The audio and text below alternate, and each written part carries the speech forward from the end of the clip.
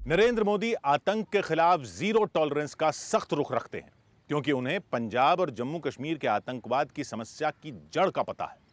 80 के दशक से शुरू हुआ यह इतिहास व्यापक हिंसा, हाई प्रोफाइल हत्याओं और देश तोड़ने वाली साजिशों के नाम दर्ज है।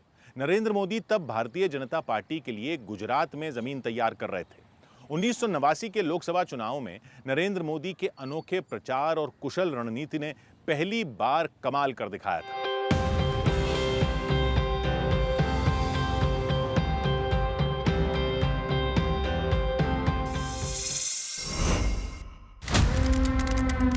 एक जून 1984, अमृतसर। राजनीति की वेदी पर बलिदानों का कालखंड शुरू हो गया था। इंदिरा गांधी सरकार ने स्वर्ण मंदिर पर कब्जा जमाकर बैठे जरनैल सिंह भिंडरांवाले के खिलाफ ऑपरेशन ब्लू स्टार का आदेश दिया। सुरक्षा बल ने खूनी संघर्ष के बाद स्वर्ण मंदिर को मुक्त कराया, लेकिन ऑपरेशन ब्लू स्टार से देश में सांप्रदायिक विष घुल गया।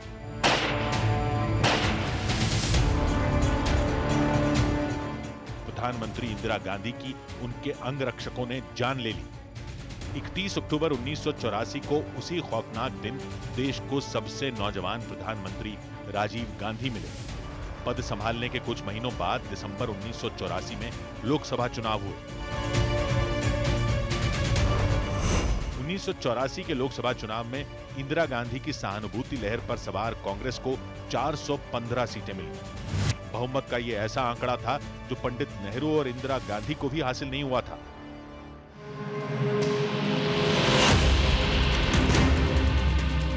तो राजीव गांधी सरकार ताजपोशी के बाद से संकट में घिरी रही।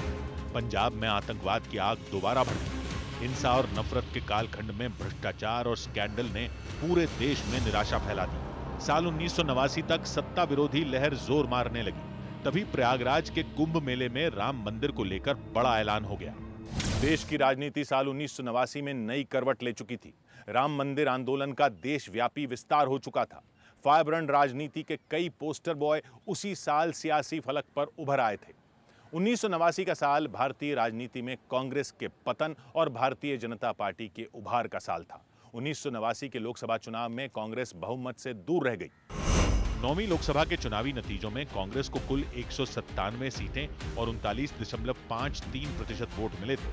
दूसरे नंबर पर जनता दल को 143 सीटें और 17.79% वोट मिले थे। तीसरे पायदान पर भारतीय जनता पार्टी थी, जो पिछले चुनाव में मिली 2 सीटों से सीधे 85 सीटों पर पहुंच गई थी।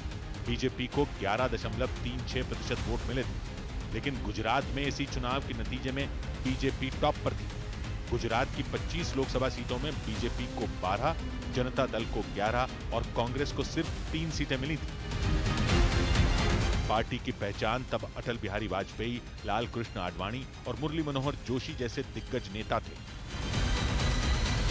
इलेक्शन का माहौल बन रहा था।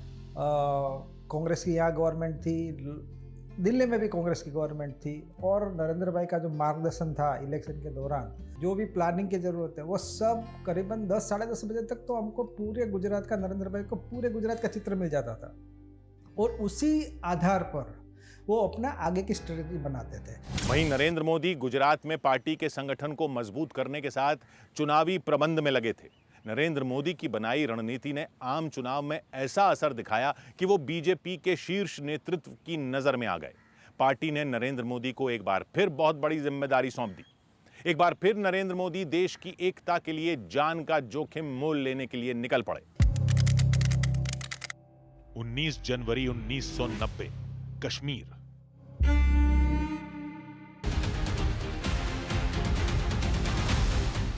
पाकिस्तान प्रायोजित आतंकवाद कश्मीर घाटी में जड़ें जमा चुका था। मुख्यमंत्री फारूक अब्दुल्ला के इस्तीफे के बाद दहशतगर्दों ने कश्मीरी पंडितों को चुन चुन कर मौत बांटनी शुरू कर दी थी। कुछ ही दिनों में लाखों कश्मीरी पंडित घाटी से पलायन करने पर मजबूर हो गए।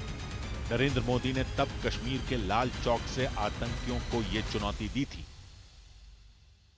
लाल चौक में पोस्टर्स लगाए, दीवारों पे लिखा है, जिसने अपनी मां का दूध पिया हो वो श्रीनगर के लाल चौक में आए, आकर के भारत का तिरंगा झंडा फहराएं, और अगर वो जिंदा वापस जाएगा तो आतंकवादी उसे इनाम देंगे।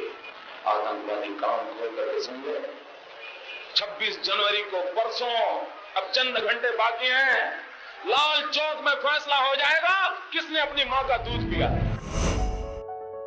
पीएम मोदी पर न्यूज 18 की खास सीरीज जारी है। कल रात 10:15 पर देखना ना भूलें।